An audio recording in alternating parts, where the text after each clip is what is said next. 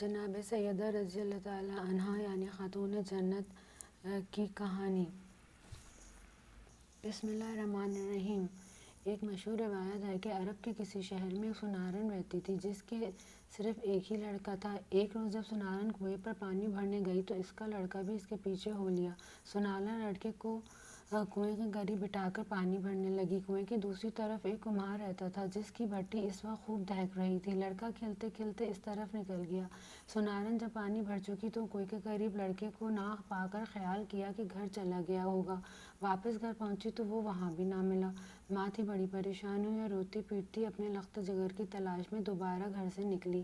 کنویں کے قریب آئی، جگہ جگہ ڈھونڈا، سرگردان و پریشان پھرتی رہی، ہر ایک سے پوچھا مگر کوئی سراغ نہ ملا۔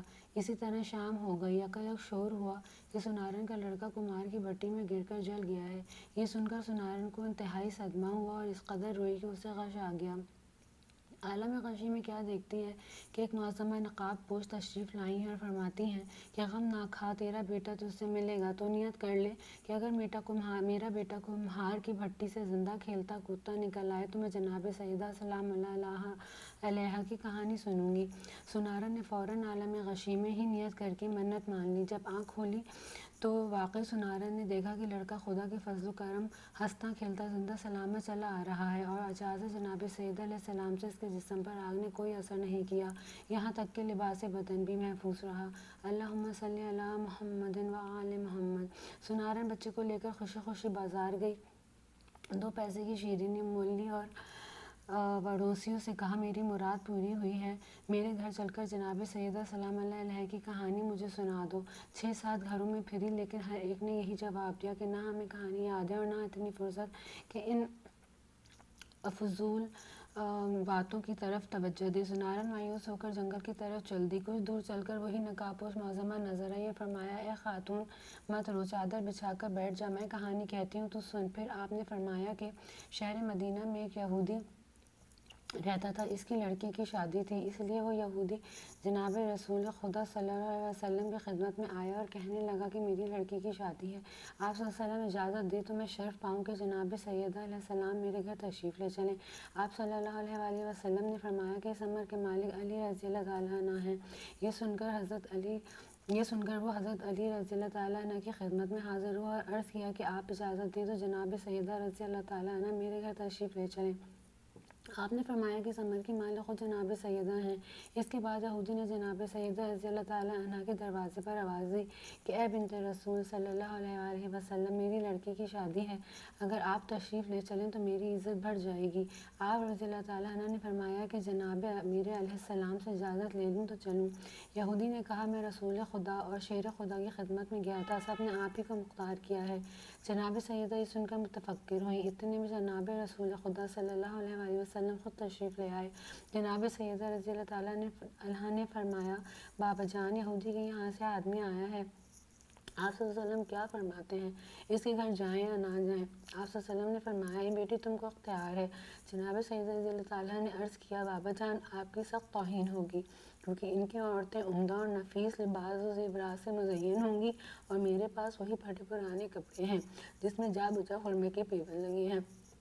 رسول خدا صلی اللہ علیہ وسلم نے فرمایا اے بیٹی اسی حالت میں جاؤ جو مرضی ہے معبود۔ چنانچہ جناب سیدہ رضی اللہ تعالیٰ عنہ جانے کو تیار ہو گئی۔ اپنی ڈیوڑی تک نہ پہنچی تھی کہ حوران جنت آسمان سے نازل ہوئی اور جناب سیدہ رضی اللہ تعالیٰ عنہ کو زیورات و خلعت سے آراستہ کیا اور اپنا جلوس لے کر روانہ ہوئی۔ کچھ حوریں دائیں اور بائیں اور کچھ جناب سیدہ کے آگے پیچھے تھیں۔ اس شان سے جناب سیدہ کی سواری یہودی کے مکان پر پہنچی۔ جو ہی آپ یہودی کے مکان میں داخل ہوئی تمام مکان آپ کے نور سے روشن ہو گیا اور ایسی خوشبو پھیلی کہ دور دور تک محسوس ہونے لگا۔ یہ تجمل، یہ وقار دیکھ کر تمام یہود عورتیں بے ہوش ہو گئیں۔ تھوڑی دیر کے بعد سب کو ہوش آیا مگر دلہن کو ہوش نہ آیا۔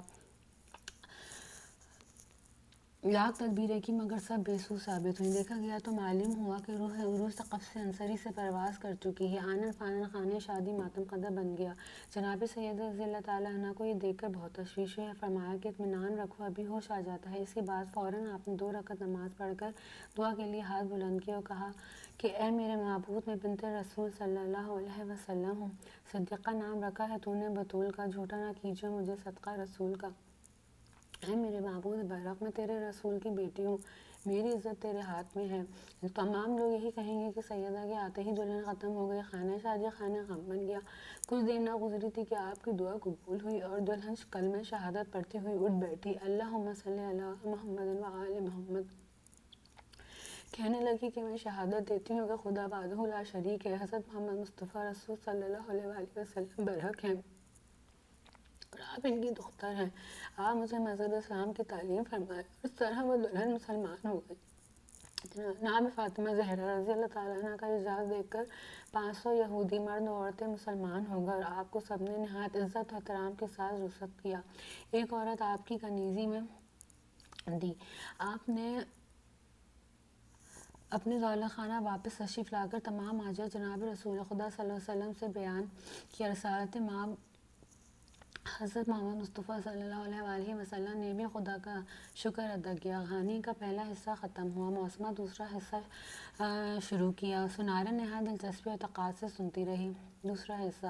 کسی شہر میں ایک بادشاہ رہتا تھا۔ اس نے اپنے وزیر سے کہا کہ سامان شکار تیار کرو۔ وزیر نے سامان شکار تیار کیا اور بادشاہ کو خبر دی۔ بادشاہ شکار کے لیے چل دیا۔ شہزادی اور وزیر زادی دونوں لڑکیاں بھی ساتھ تھیں۔ چلتے چلتے ایک جنگل میں پہنچے۔ خیمے نفس کی لشکر والے تھکاوٹ دور کرنے کے لیے لیٹ گئے۔ کچھ لوگ ناشتہ کرنے لگے۔ اتنے میں زور کی آندھی چلی کہ سب لوگ اڑ گئے۔ شہزادی اور وزیر زادی ایک پہاڑ پر جا کر گری۔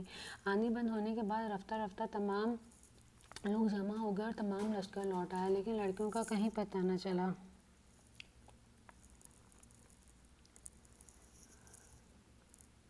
بادشاہ اور وزیر نے بہت ڈھونڈوایا اور خود بھی سرگرداں پھرے، کہیں بھی پتہ نہ چلا تو مجبوراً اپنے دارالسلطنت کو واپس آئے۔ اتفاق کے وقت کہ ان کے جانے کے بعد کسی دوسرے ملک کا بادشاہ اسی جنگل میں شکار کھیلنے آیا اور اپنے وزیر کو حکم دیا کہ کہیں پانی تلاش کرو، مجھے پیاس محسوس ہو رہی ہے۔ وزیر پانی کی تلاش میں سرگرداں اسی پہاڑ پر پہنچا جس پر دونوں لڑکیاں تھیں۔ یہ لڑکیاں اپنے والدین سے بچھڑ کر اتنا روئیں کہ بے ہوش ہو گئیں اور عالم غشی میں کیا دیکھتی ہیں کہ ایک نقاب پوش معصومہ تشریف لائی ہیں۔ فرماتی ہیں کہ اے لڑکیوں، تم منت مان لو کہ جب ہم اپنے والدین سے مل جائیں گے تو جناب سیدہ کی کہانی سنیں گے۔ ان لڑکیوں نے عالم غشی میں منت مان لی۔ جب ہوش آیا تو ایک دوسرے کی تصدیق کی اور کہا کہ ہم نے ایک ہی قسم کا خواب دیکھا ہے۔ اتنے میں وہ وزیر جو پانی کی تلاش میں گیا تھا آ پہنچا اور دونوں لڑکیوں کو دیکھ کر حیران رہ گیا۔ پوچھا کہ اے لڑکیوں، تم کہاں کی رہنے والی ہو؟ مجھے اپنے حسب نفس سے آگاہ کرو۔ لڑکیوں نے سارا قصہ بیان کیا۔ وزیر اپنے بادشاہ کے پاس گیا اور سارا قصہ کہہ سنایا۔ بادشاہ نے کہا تم فوراً جاؤ اور دونوں لڑکیوں کو لے آؤ۔ وزیر ماں سامان اور سواری کے پہاڑوں پر گیا اور لڑکیوں سے درخواست کی کہ اے لڑکیوں، اگر آپ مناسب سمجھو تو میرے ساتھ چلو۔ لڑکیاں راضی ہو گئیں۔ وزیر ان دونوں کو اپنے ہمراہ لے کر دارالسلطنت کو واپس آیا۔ چند روز بعد ان کے والدین کو خبر ہوئی کہ فلاں بادشاہ کے یہاں ہماری لڑکیاں موجود ہیں۔ پہلے بادشاہ نے فوراً اس بادشاہ کے نام میں خط لکھ کر اپنے وزیر کو روانہ کیا کہ ہماری لڑکیوں کو روانہ کر دو۔ اس بادشاہ نے جواب میں خط تحریر کیا کہ آپ صلی اللہ علیہ وسلم کی لڑکیاں حاضر ہیں، لیکن کیا ہی اچھا ہو کہ اگر آپ میرے لڑکے سے اپنے لڑکی اور وزیر کے لڑکے سے وزیر کی لڑکی کی شادی کرنا منظور فرما لیں۔ پہلے بادشاہ نے آخرکار یہ بات منظور کر لی۔ دوسرے بادشاہ نے لڑکیوں کو رخصت کر دیا۔ یہ لڑکیاں اپنے والدین سے مل کر بہت خوش ہوئیں اور حسب ثابت شاہی محلات کے چہل پہل میں گم ہو گئیں۔ کہانی سننا یا سنانا بالکل بھول گئیں۔ شادی کی تاریخ مقرر ہوئی، انتظامات ہونے لگے۔ مقررہ تاریخ پر شادی ہو گئی۔ دونوں لڑکیاں دلہنیں بن کر سسرال چلی۔ اتفاقاً ایک دلہن کا لوٹا جو جہیز میں ملا تھا وہیں رہ گیا۔ راستے میں شام ہو گئی۔ آخر ان لوگوں نے قیام کیا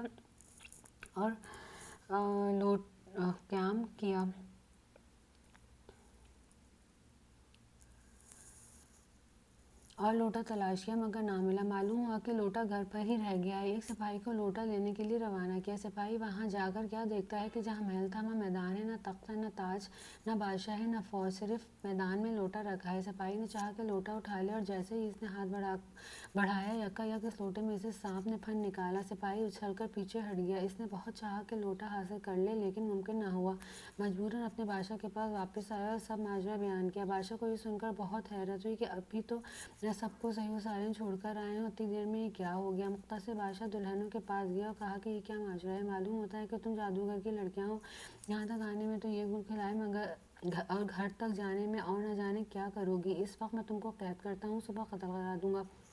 یہ کہہ کر بادشاہ غیظ و غضب میں بھرا ہوا خیمے میں واپس ہوا۔ جب دونوں لڑکیوں نے سنا کہ ماجرا کیا ہے تو ایک دوسرے سے گلے مل کر خوب روئیں اور کہنے لگیں کہ خدا بندہ، یہ ماجرا کیا ہے کہ کل شادی ہوئی اور آج قید میں ہے، صبح قتل کر دیے جائیں گے۔ یا خدا، معلوم نہیں کہ ہم سے کون سا ایسا گناہ سرزد ہوا ہے کہ یہ کہہ کر اتنا روئیں کہ بے ہوش ہو گئیں، اور اسی عالم میں بے ہوشی میں دیکھا کہ وہی نقاب پوش معظمہ جو پہاڑ پر نظر آئی تھی پھر نظر آئیں اور کہا، لڑکیوں تم نے پہاڑ پر منت مانی تھی کہ جب ہم اپنے والدین سے ملیں گے تو جناب سیدہ رضی اللہ تعالیٰ عنہ کی کہانی سنیں گے، تم لوگوں نے کہانی نہیں سنی، بدعہدی کی ہے، اسی وجہ سے یہ عذاب نازل ہوا ہے، اب تم لوگ اسی قید خانے میں کہانی سنو۔ لڑکیوں نے کہا، قید خانے میں پیسے کہاں؟ آپ نے فرمایا کہ تمہارے آنچل میں 2 پیسے بندھے ہیں۔ لڑکیاں جب ہوش میں آئیں تو دیکھا کہ آنچل میں 2 پیسے بندھے ہیں، انہوں نے کسی تدبیر سے 2 پیسے کی شیرینی منگوائی اور ایک نے کہانی کہی اور دوسری نے سنی۔ صبح کو بادشاہ نے جلاد کو بلا کر دلہنوں کو قتل کرنے کا حکم سنایا۔ جب جلاد دلہنوں کے پاس گیا تو انہوں نے کہا کہ بادشاہ باتیں ہم سے سن لے پھر ہمیں قتل کرا دے۔ بادشاہ شہزادی وزیرزادی کے پاس آیا تو دونوں نے اپنے حنا حالت باندھ کر کہا کہ اے آدمی، پہلے ہمارے مکان پر بھیج دیجیے کہ وہاں کی حالت معلوم ہو جائے، پھر آپ کو اختیار ہے۔ بادشاہ نے سب منظور کر لیا اور سپاہی کو پہلے بادشاہ کے یہاں بھیجا کہ وہاں کا حال دریافت کرے۔ اس نے دیکھا کہ محل، شاہانہ تخت و تاج سب کچھ اسی طرح موجود ہے۔ سپاہی واپس آیا اور ماجرا بادشاہ سے کہہ سنایا۔ بادشاہ لڑکیوں کے پاس گیا اور پوچھا کہ کیا ماجرا ہے؟ انہوں نے تمام حقیقت جناب سیدہ رضی اللہ تعالیٰ عنہ کی سنائی اور کہا کہ ہم نے کہانی نہیں سنی تھی، اسی وجہ سے شاید یہ عذاب ہم پر نازل ہوا تھا۔ بادشاہ نے یقین کر لیا اور لڑکیوں کو جو اب شہزادے وزیرزادے کی دلہنیں تھیں رہا کر دیا۔ یہ کہانی سنارن سے کہہ کر جناب سیدہ رضی اللہ تعالیٰ عنہ روپوش ہو گئیں۔ سنارن جب اپنے گھر واپس آئی تو کیا دیکھتی ہے کہ جن جن لوگوں نے کہانی سننے اور سنانے سے انکار کیا تھا اور فضول سمجھا، ان کے گھروں میں آگ لگ گئی تھی۔ جس طرح سنارن کی مراد پوری ہوئی، خداوند عالم بحق جناب سیدہ رضی اللہ تعالیٰ عنہ صلوات اللہ علیہ وسلم علیہا جملہ سننے والوں کی مرادیں پوری کرے، آمین ثم آمین۔ بحق محمد صلی اللہ علیہ محمد۔